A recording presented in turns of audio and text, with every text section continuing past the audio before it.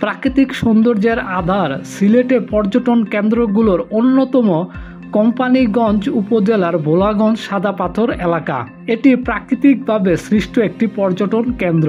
সীমান্তের zero line সংলগ্ন 10 নম্বর এলাকার নাম পড়ে যায় সাদা পাথর। সেই সাদা পাথর এলাকার প্রতি বছর লাখ লাখ পর্যটকের পদচারণ ঘটে কেবল সৌন্দর্যের টানে।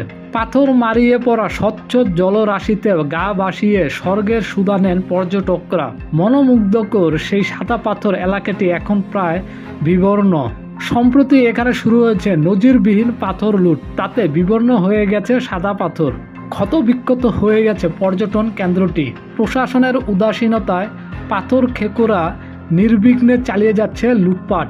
এখনও মাটির খুঁড়ে বের করে নেওয়া হচ্ছে সাদা পাথর।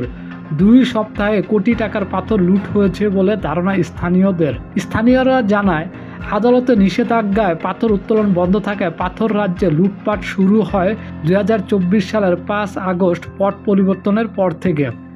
শাহবলাগঞ্জের আরফিন টিলা রোপওয়ে বাংকার থেকে প্রকাশ্যে পাথর উত্তোলন করে এখন ধুলায় মিশিয়ে দেওয়া হয়েছে।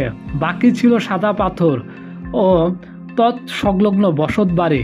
কোথাও কোথাও প্রভাবশালী নেতারা প্রভাব খাটিয়ে বসতবাড়ি কিনে নিয়ে পাথর উত্তোলন করেছেন।